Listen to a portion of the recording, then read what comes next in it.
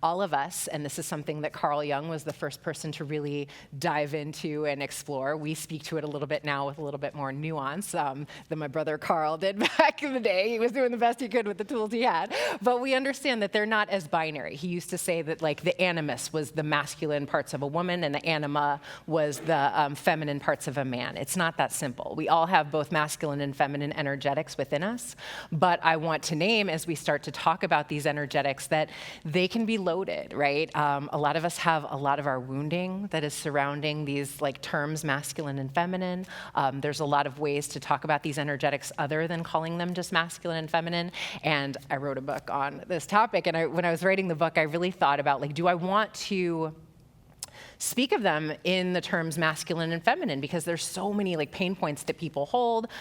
It's not lost on me the privilege that I hold and that my particular brand of othering hasn't been, as a cis heterosexual woman, some of the gender binaries haven't been where my pain points have been, and so I want to name that. And there has been so much disregard, relegation, contempt, frankly, held for the feminine up to this point. And I said to myself, I'm not going to do that, right? Because I think in order to reclaim anything, we have to have honest conversations about it. So if you say to me, Dené, I don't see color, I think people are people, I will say, well, there's a lot about my particular experience and nuance of what my life experience has been up to this point that I don't feel like you're super interested in if you say I don't see color.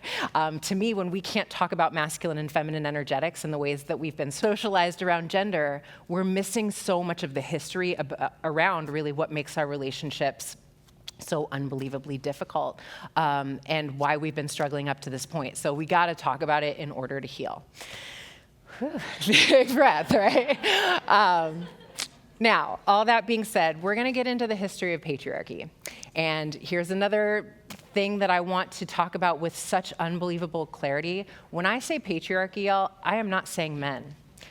Patriarchy is a societal structure that has been unbelievably harmful to all of us in various ways, and my brothers are included in that conversation. Now, I was sitting in the audience yesterday, some of you were, and there are points that I will disagree with, frankly, in some of the conversation we were having around patriarchy and men.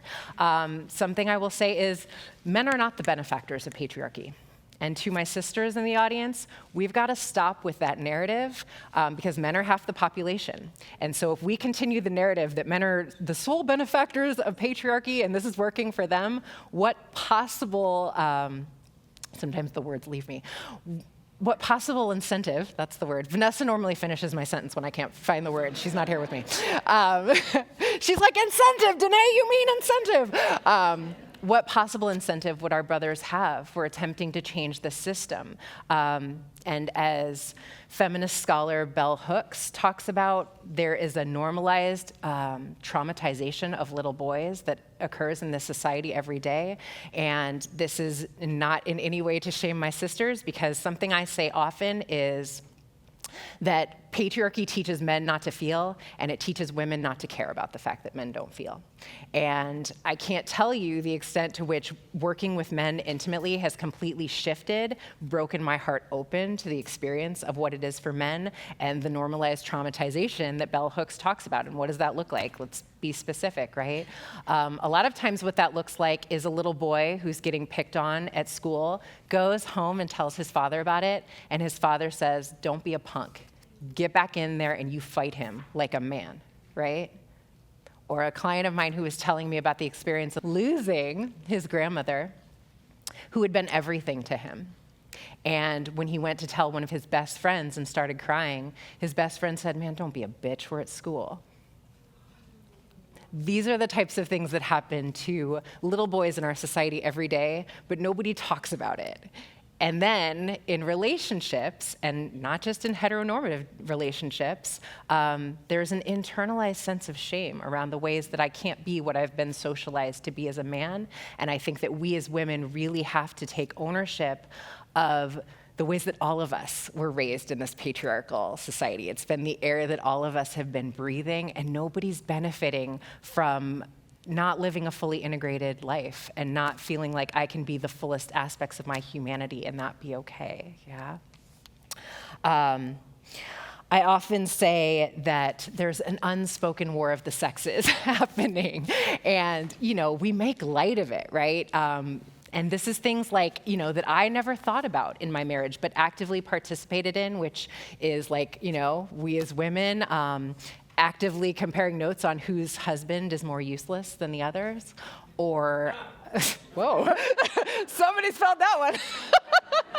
I love it. Or my brother's talking about the ball and chain and why I can't do things because the nag who's always on top of me, right? Like there's these ways that we've sort of like normalized adversarial dynamics in our relationships and calling that loving one another, right? And here's the tough thing, you guys, so much of our couples therapy modalities up to this point have really supported that. And here's what I mean. This attachment-based model and the way that it holds it, and you guys have a worksheet on your chairs that talks about attachment.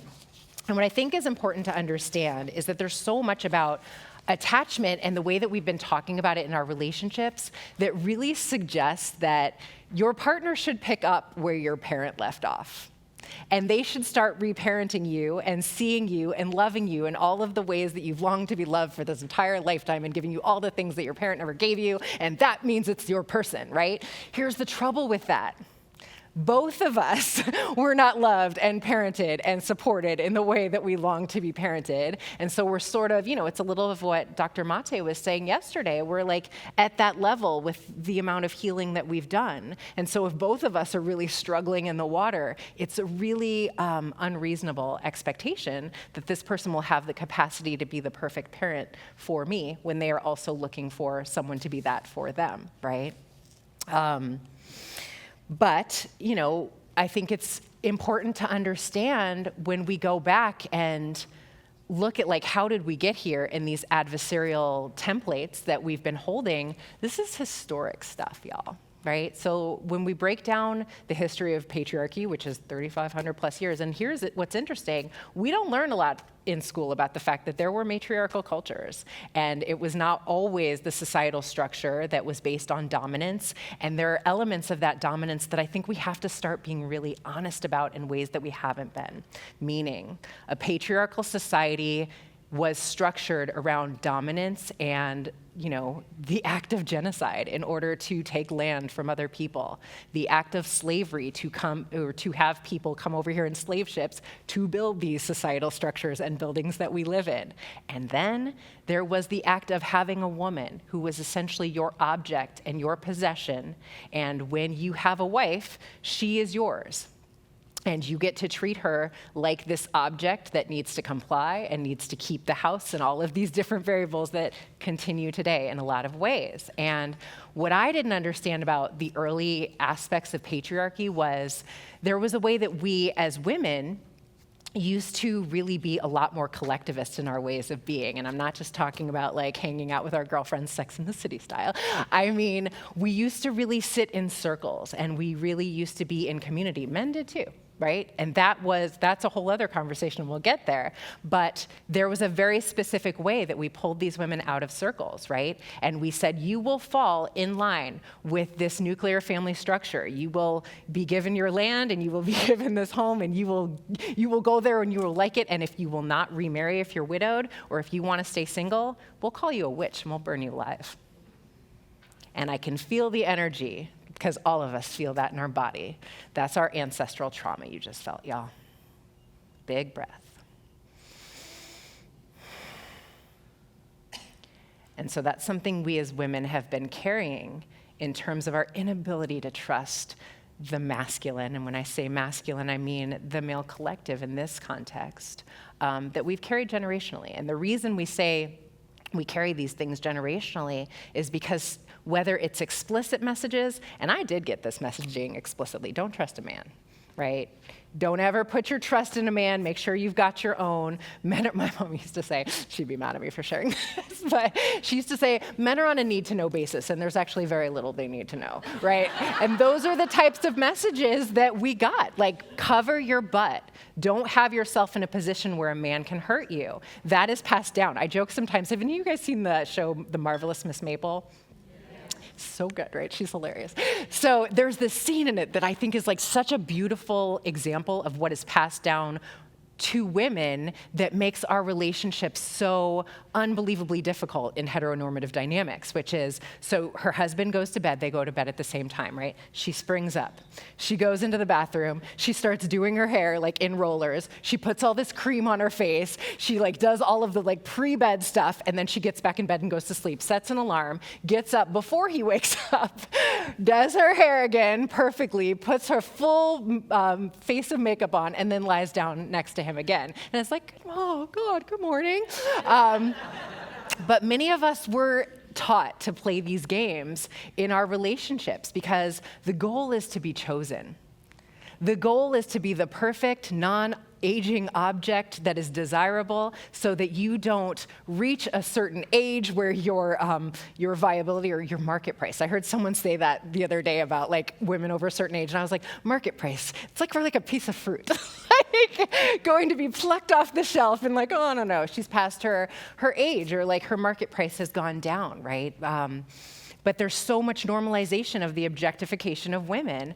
And, you know, it's like success in our society is like you have a yacht and you have a bunch of girls, these objects that exemplify you're a successful man. And that is not our brother's fault. That is what they have been taught. If you don't have that, or I can't even, you guys, this is where I'm like an old lady. What is the name? Is it a cis? What's the, for like a man who really loves his woman? Somebody help me. Simp, thank you. My Chicago, I just need you to know. But like that you're like a simp if you love your woman, or if you're like really there and present. Like there's all of these ways that what society has done, you guys are all looking up simp now. Society has really encouraged us to be in this like, it is weak, it is not what you want to attempt to understand one another. As my brother, John Kim, often says, seek to understand before attempting to be understood. That's not how we're conditioned to be in relationships. We are conditioned to be right? And this is an old couples therapy adage, you can be right or you can be in a relationship. But a lot of times, like, having both doesn't work that well. But what we're fighting for, to be clear, most of the time, is to be right in relationships, because our ego mind sort of takes the wheel. But if we hold these relationships through the lens of our soul, what would love say moment to moment, right? And that doesn't mean a lack of discernment. That doesn't mean a lack of boundaries, but it does mean that we own our 100% of the situation and what's going on here with clear eyes and an open heart, right? And so the last aspect that I started to understand as I was really looking at relationships is that so much of what we've been taught about relationships is unbelievably codependent. And as Vanessa noted the other night, there are a lot of people who are saying codependent has become a word that is overused, and I'm super okay with that too. Because there's a way that, you know, what I understand codependency to be is I am self-regulating through another person. Now, before I worked as a couples therapist and went back to grad school, I worked in addiction recovery. And there was so much as I started working with couples that I was like, oh God, this so closely mirrors the cycle of addiction. It's like fascinating. This person like likes me and sees me, and I'm like on this high, like, oh, I'm discovered by this person, and then he hasn't texted, and why isn't he texting me, and what's going on? Like maybe I'm not enough. This is just like that other time, and all the anxiety, and all the lack of worthiness, right? And all of that, I need that high again, I need to get it, right? And then he texts, and oh, okay, I'm okay, right? And then we just start the cycle over, and it's just, we're self-regulating through our ability to control dynamics with another person. And if we think about it in terms of the energetics of these attachment dynamics, to me, the avoidant attachment and the anxious attachment are two sides of the same coin, really, because it's basically I'm attempting to self-regulate by controlling another person, either by pulling them really close to me or attempting to keep them away. But neither of those are really grounded in a solid sense of like, I got me, I'm here with me, right? Either way, I'm sort of needing you to be okay. And the tough thing, and this is something I heard Dr. Oz actually say when I was working in addiction recovery, if you're not clear about whether you have a dependence in an unhealthy way on something, take it away. It will become very clear to you very quickly whether or not this is a healthy relationship dynamic that you have with it. Meaning, if you're not sure, and this comes up a ton, if like it has become problematic how often you're smoking pot, stop smoking pot for a couple days. You'll be really clear on what your relationship with pot is. You'll start to feel it come up in your body, right? And so it's just to bring that into our conscious awareness. And so, you know, when we believe that our safety and our self-worth is directly correlated to someone's willingness to choose us, we do whatever we can to secure that attachment, to secure that dynamic. And what I've seen is we start to do it in some really unloving ways, some really maladaptive ways, right? It starts to be like, and you know, sometimes I say this as I'm sitting with couples, I'm like, Jesus, if this is love, what are people who hate each other like, y'all dang. And it's because the thing that I sort of realized that was like a game changer moment for me was we have all been raised in a paradigm that says, I own you or you're nothing to me. I own you or it's a wrap. Big breath, right? And it's so funny. And this is the ownership template of patriarchy. So it's like, you are mine now. Someone said in a video I just was watching, he said, we act like I'm Columbus who discovered you the minute this becomes my person, but none of us belong to each other. And that is a really large paradigm shift for us to step into. And it's the truth, y'all. There was no part of me that would have ever thought that my kid's father and I wouldn't be together. Like, it just wasn't anything that ever even registered. And I think so much of what we're attempting to do, because what people will say is, you could die alone. Well, first of all, here's the bigger truth. We all die alone. Yeah? No, that's one of those fires no one can walk us through. But also, to me, there is a returning to this community-based way of being. I am, at this point, a single woman, and I'm not a lonely person, y'all. I have a lot of community that surrounds me. A lot of that's because of Dawn and Vanessa and them letting me constantly be their third wheel, but you know, I think that there's a way that we need to expand our understanding of what it means to be relational, and that absolutely so much of what we hear people saying is like, it's not healthy to be alone, we need one another, we are relational beings, this is what people say to me, and I'm like, I'm not saying we don't.